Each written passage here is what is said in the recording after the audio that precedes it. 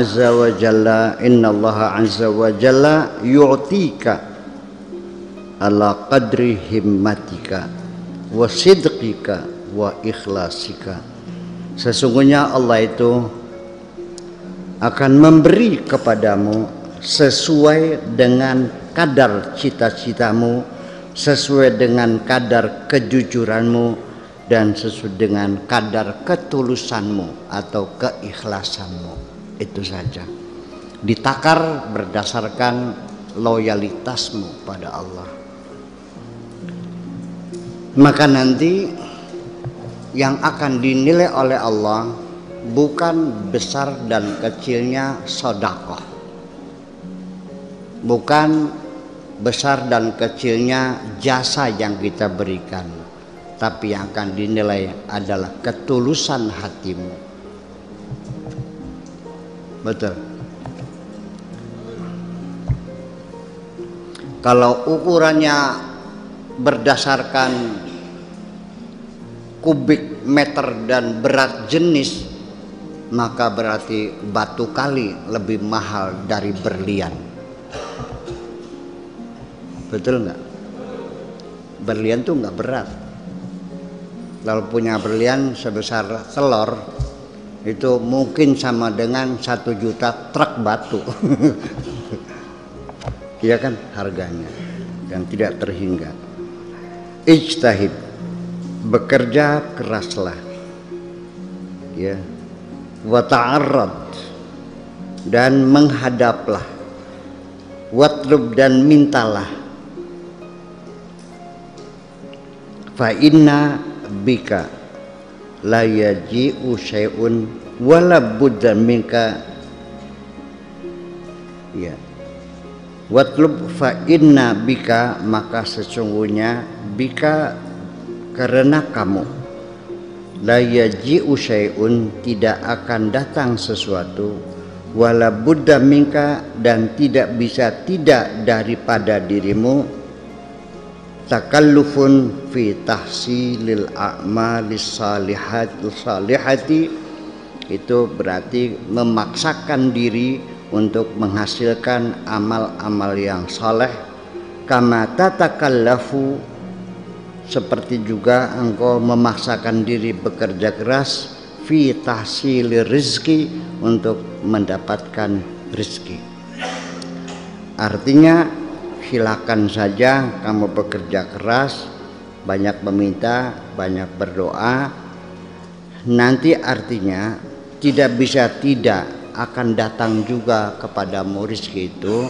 Artinya bukan diakar pada kerja kerasnya, tidak diukur dengan keringatnya, tapi akan dihasilkan dengan kualitas yang kau berikan, yang kau lakukan dalam berupaya mendapatkannya.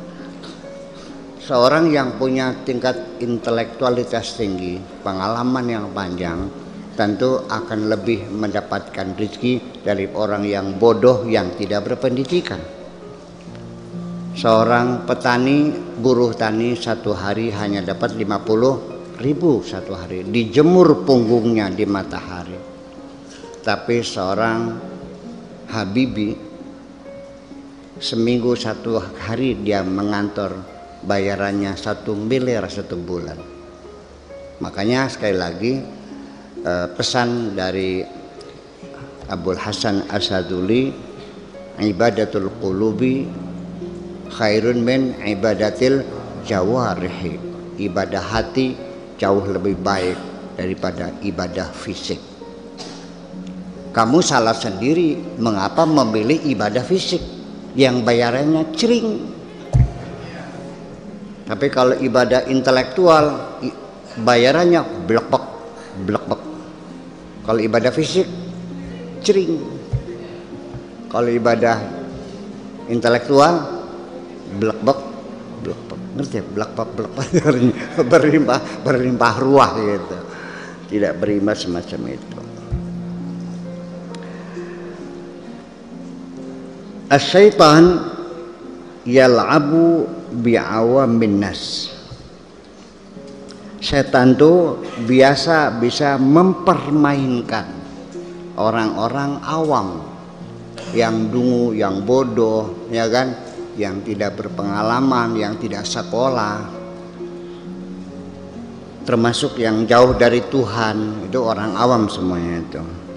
Kama yal'abul farisu bikarratihi, seperti seorang penunggang kuda bisa memainkan kudanya bikarratihi, dengan bisa membolak-balikan kudanya. Yudiru ahadahum, yaitu bisa memutar siapapun setan itu. Fima yasha, kama yudiru ahadukum dabatahu, seperti penunggang kuda juga bisa membalikkan kudanya ke kanan dan ke kiri.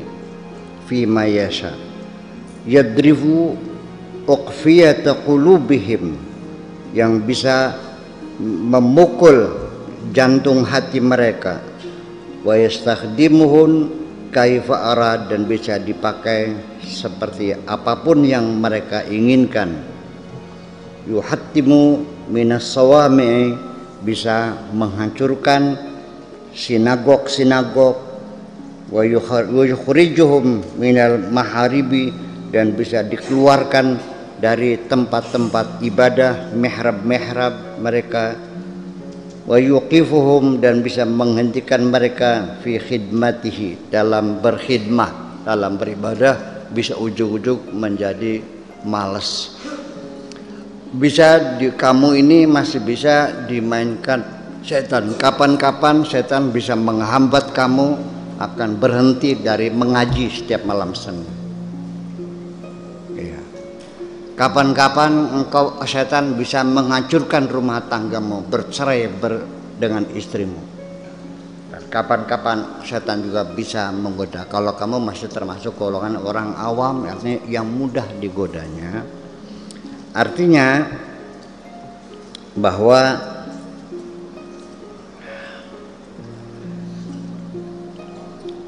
seorang penunggang kuda, ini contohnya saya terangkan, ngomongnya muter-muter tapi saya paham.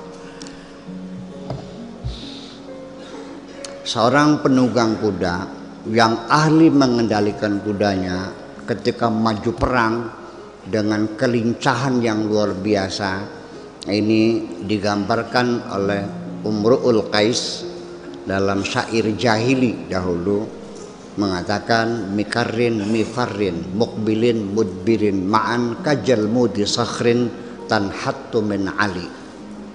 Mikarrin, dia bisa berbalik, mifarrin melesat, mukbilin bisa menghadap, mudbirin bisa berbalik, kajal mudi sakhrin seperti buah batu besar, tanhattu min ali, batu ukuran 5 meter diameternya menggelinding dari gunung, kayak apa mau bom balik-baliknya. Itu saking lincahnya seorang penunggang kuda sehingga musuhnya habis dibabat semuanya. Itu cerita Umrul Qais. Ini mungkin dari cerita bagaimana setan bisa memutar-mutar kamu sesuka-suka dia kalau kamu tidak waspada. Dan setan menggoda itu adalah legal, karena setan pun ketika menggoda kamu sudah minta izin dari Tuhan dan sudah dikasih SIM, ada SIM-nya resmi, surat izin menggoda.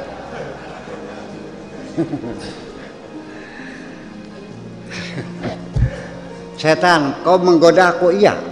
Alasannya apa? Resmi, kata setannya. Mana suratnya? Nih ada SIM-nya. Ketika setan meminta izin yang bunyinya qala fa bi'izzatika la ughwiyannahum ajmain, kata Allah, oke, silahkan kau goda semuanya. Setan minta umur panjang, kata Allah, oke, innaka minal mundharin, engkau panjang sampai hari kiamat. Setan umurnya panjang dan dia akan menggoda kamu sekuat tenaga dengan harapan kamu semuanya masuk neraka semua. Nah nanti kalau sudah masuk neraka semua, setan ada peluang bisa masuk surga lagi. Itu akal jahatnya tuh. Makanya orang yang hidupnya punya cacat, dia paling suka menyebarluaskan cacat orang lain supaya tidak sendirian.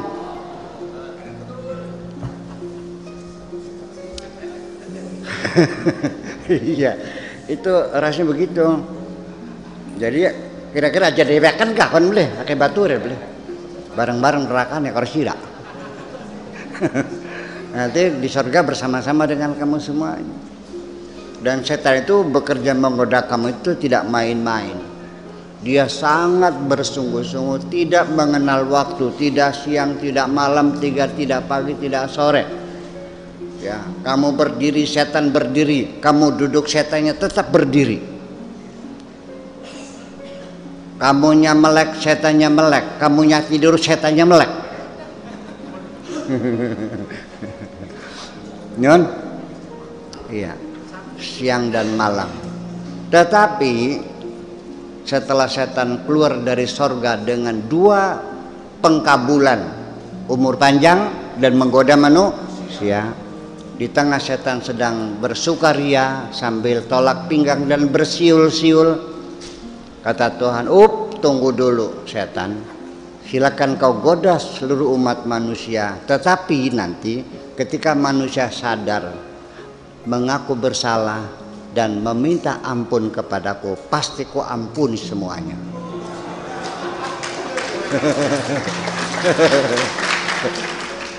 Itulah akhirnya apa? Setan melongo, kerja bakti. Yang nanti hasilnya seperti menulis di atas air. Nah, sejak itulah maka setan merubah strategi, bukan sekedar menggoda manusia berbuat jahat, tetapi mempola bagaimana manusia jangan merasa berdosa. Jadi jangan-jangan, atau mungkin bisa katakan, kalau orang yang hidupnya tidak pernah merasa berdosa, itu sudah menjadi setan. Namanya setan manusia. Ini setan, lihat dulu, ini setan, ini manusia menyatu. Kalau begini namanya setan manusia, kalau dibalik manusia, iya. Itu yang disebut dengan syayatinul insi wal jinni. Setan-setan jin dan setan-setan manusia. Jin juga sama, kalau menyatu dengan setan dia namanya setan jin. Kalau menyatu dengan manusia namanya setan manusia. Nah, kalau sudah setan itu berbentuk manusia, godaannya lebih efektif dan lebih efisien daripada setan berbentuk jin. Kalau jin hanya berbisik-bisik di telinga kita, menggoda hati kita untuk bersyahwat dan sebagainya. Tapi kalau setannya berbentuk manusia, udah roknya pendek, pahanya mulus, buah dadanya besar, bokongnya bahenol, mana tahan.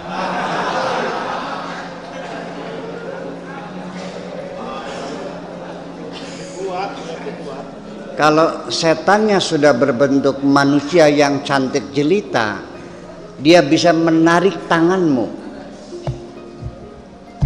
Ya, tapi setan berbentuk jin sebatas hanya berbisik-bisik saja.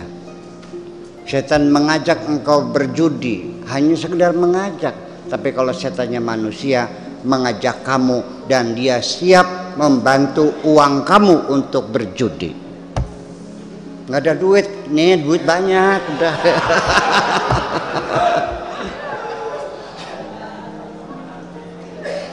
Iya. Paham? Makanya jangan main-main. Jadi ketika engkau diperingatkan oleh Tuhan, inna syaitana lakum aduwwum mubin, ternyata engkau tidak pernah mengambil langkah strategi, menganggap ringan setan seperti anak kopokan, menganggap ringan. Kamu tidak pernah mempelajari bagaimana teknik setan menggoda, di mana kekebalan setan, bagaimana dia menggoda caranya. Kamu tidak pernah belajar dengan setan, tapi setan mempelajari kamu 24 jam diintai kamu. Ya, setan tahu kelemahan-kelemahan kamu itu semuanya. Ya, saya juga pernah mau diselewengkan oleh setan. Ketika ingin membantu orang susah, uang sudah di kantong, tinggal diberikan saja, masih berbisik juga setan. Nanti Buya, ngasihkannya jangan sekarang, nunggu kalau sudah tamunya banyak. Saya bilang, aku lebih pinter dari kamu.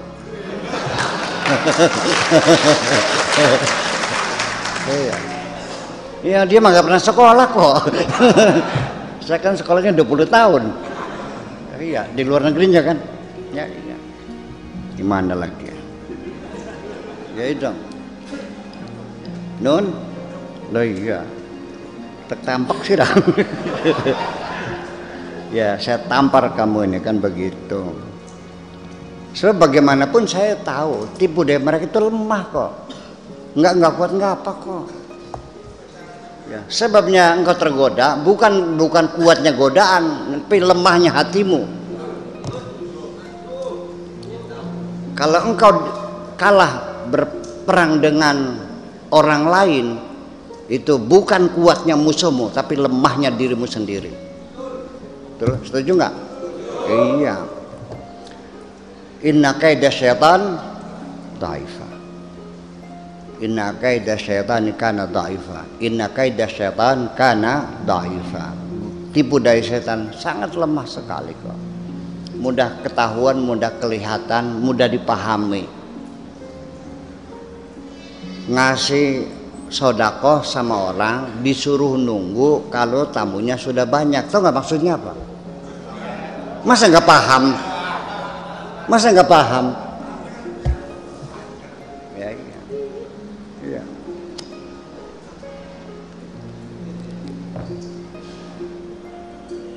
Ya, jadi seperti itulah kira-kira kita dalam berjuang hidup ini. Jangan kau anggap mulus-mulus saja. Godaan di depanmu sangat banyak sekali. Perlukah godaan itu? Perlu. Tanpa ada godaan engkau tidak pernah teruji. Engkau bukan pahlawan kalau engkau tidak punya musuh. Aku pahlawan. Siapa musuhmu? Enggak ada, ya bukan pahlawan. Betul enggak? Ngaco kamu. Aku menang juara apa? Bertanding siapa? Sendirian, ngaco kamu mah. Iya, mesti ada musuh. Itu pentingnya begitu. Jadi alhamdulillah ketika saya ada orang yang menjelek-jelekan saya, alhamdulillah itu. Makanya jangan berharap saya akan marah dihina orang kok. Malah saya senang kok. Iya. Ya begitu. Ya minimal gitu dengan adanya orang mengkritik saya itu artinya mendorong saya untuk introspeksi lagi. Betul nggak? Iya. Sebenarnya tidak mungkin kita menjamin kebenaran kalau kita tidak selalu melakukan introspeksi. Karena pasti saja di dalam kerja manusia selalu saja ada kekurangan-kekurangan dan selalu ada kesalahan-kesalahan. Manusia tidak akan pernah mencapai kesempurnaan.